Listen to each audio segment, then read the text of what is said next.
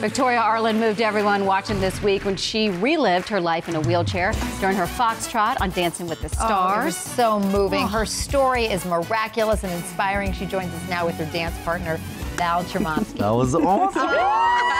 I mean, we got so emotional seeing that dance, and it was, I was watching you. It was hard for you to hold it together, to go and sit back in that wheelchair again, right? Yes, I think the whole week it was brewing, and then when we walked out and it was just there on the ballroom floor with just the one spotlight, I think I know I lost it, and then to sit back down, it was definitely, and not to mention even the whole package and seeing my parents. Oh. It was really surreal, but incredibly emotional, but very healing too, and that was definitely, this was all Val's idea to sit back in. Val, it was beautiful. Thank you. You know, I'm really grateful to be on the show, and the opportunities that it gives me. The biggest one of all is meeting incredible people and be able to take them on this, you know, glittery journey. This is my 13th season. I've never had such purpose on the show. I have a chance to help this girl heal, you know, through dance and beyond that. And so it's been awesome and so fulfilling, and I get emotional because I've never, as a dancer, thought that I'd have this type of power in life in general to help someone else on such a huge level realize her dreams in so many ways.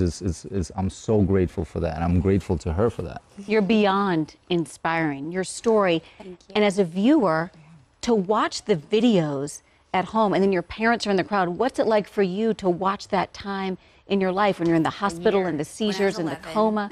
I think going through it's one thing, but reliving it is a whole other ball game. And so to see the footage, I can snap right back there. And I think at the time when I was going through that, I was just in that fight mode. And I think now that I'm out of that, when I go back there, it's definitely incredibly challenging and emotional, but also empowering. And there are other people out there suffering, and so if I can be a beacon of hope in a sense that you can literally lose everything and then come back and dance in a sparkly dress, then you know that's enough for me. But it's definitely very emotional. I definitely have cried on national television, which I tried not to do.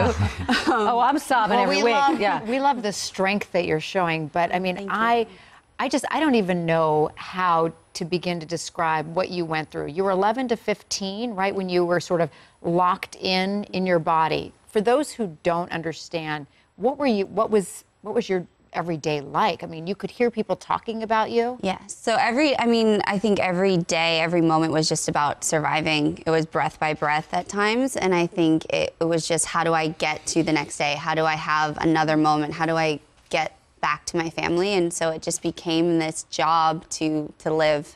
And then when I started living, even when I just was blinking, that was enough for me, because in my eyes I was there. And then honestly, we use the word miracle a lot, and that's really the only definition we have as to why I'm here today. And so I just have taken every moment and just really wanted to make it count. So when you would see in the coma, or when you were somewhat awake and your parents would be there, mentally you knew everything that was going on, but you couldn't communicate? I couldn't communicate, no. And so I didn't realize initially that I was locked in, because I thought I was speaking clear as day, but I really wasn't.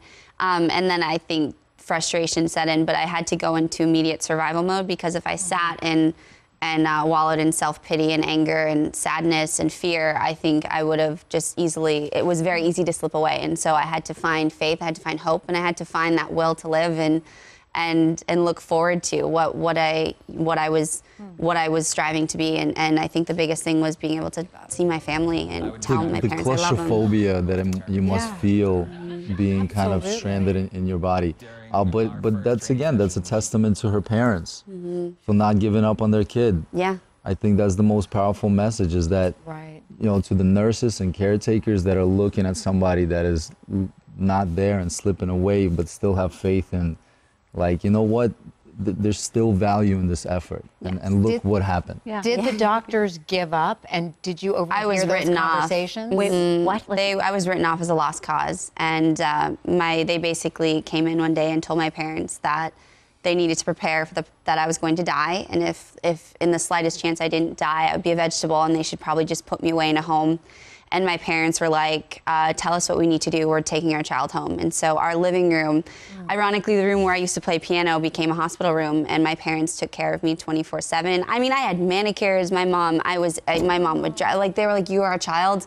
And we wanted you were alive. And my brothers, they would climb under all the tubes and wires and sit with me and tell me about their day. Life still went on, and we still lived, and we celebrated birthdays and Christmases. And as hard as it was for them, they never once made me feel any less than anyone else. So when you came out of that and when you could communicate with them, what did you say? I just kept thanking them. I was like, thank you for never giving up on me and for believing in me. And I've said that all along, and I said that after my first dance. We went over to them, and I just said to my mom, like, thank you for not giving up on me, because it's very easy when things get tough and when we go through tough things, it's very easy to give up. It's very hard to hold on when you don't see a way out. And so my parents just held on, and as a result, I held on because they were holding on. And hope is a very powerful word, and it amazes us that it doesn't get used enough.